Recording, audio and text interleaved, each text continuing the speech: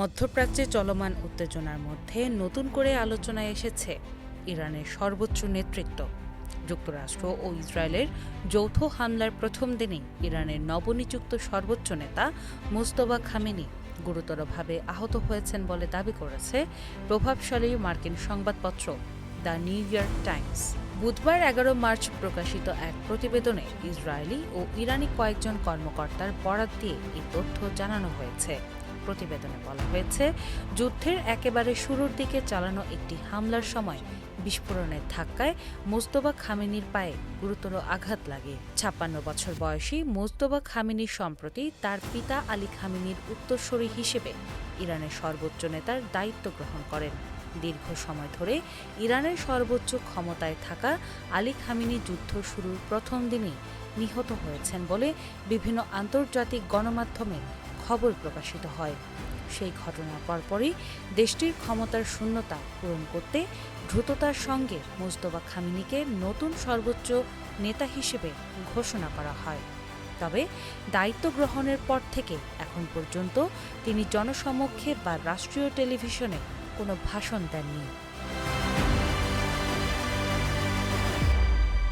বিশ্লেষকদের মতে তার এই অনুপস্থিতির অন্যতম কারণ হতে পারে সাম্প্রতিক হামলায় পাওয়া শারীরিক আঘাত। যদিও বর্তমানে তিনি কোথায় অবস্থান করছেন বা কী ধরনের চিকিৎসা নিচ্ছেন সে বিষয়ে স্পষ্ট কোনো তথ্য প্রকাশ করা হয়নি। এদিকে তেহরানের বিভিন্ন সড়ক ও গুরুত্বপূর্ণ স্থানে মুজতবা খামেনির ছবি সম্বলিত পোস্টার ও ব্যানার টানানো হয়েছে।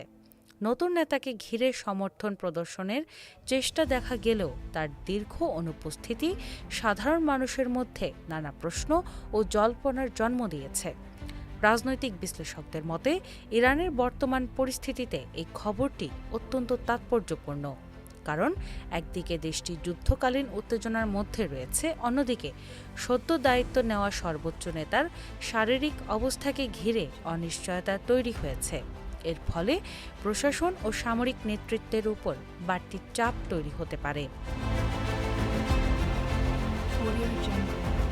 বিশেষজ্ঞরা মনে করছেন, আলী খামেনির মৃত্যুর পর দ্রুত নেতৃত্ব পরিবর্তনের মাধ্যমে ইরান রাজনৈতিক স্থিতিশীলতা বজায় রাখার চেষ্টা করছে। কিন্তু নতুন নেতার আহত হওয়ার খবর সত্য হলে তার সামরিক বাহিনী ও সাধারণ জনগণের মনোবলেও প্রভাব ফেলতে পারে।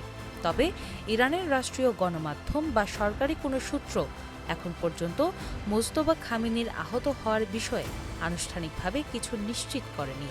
এ কারণে বিষয়টি নিয়ে আন্তর্জাতিক কূটনৈতিক মহলে নানা ধরনের আলোচনা ও জল্পনা চলছে। মধ্যপ্রাচ্যের চলমান সংঘাত যখন ক্রমেই তীব্র হয়ে উঠছে, তখন খামেনি পরিবারের উপর একের পর এক আঘাত ইরানের ক্ষমতার কাঠামোকে নতুন এক অনিশ্চয়তার দিকে ঠেলে দিতে পারে বলে মনে করছেন বিশ্লেষকরা। একই সঙ্গে যুক্তরাষ্ট্র ও ইসরায়েলের গোয়েন্দা সংস্থাগুলো ইরানের নতুন নেতার শারীরিক অবস্থা ও রাজনৈতিক অবস্থান নিয়ে নিবিড় পর্যবেক্ষণ চালিয়ে যাচ্ছে বলে বিভিন্ন প্রতিবেদনে উল্লেখ করা হয়েছে। পরিস্থিতি যদি আরও জটিল হয়ে ওঠে, তবে ইরানের নেতৃত্ব কতটা কার্যকরভাবে যুদ্ধকালীন পরিস্থিতি সামাল দিতে পারবে তা নিয়েও আন্তর্জাতিক মহলে নতুন করে প্রশ্ন উঠতে শুরু করেছে। দিনা ইসলাম, বাংলাবাজার পত্রিকা।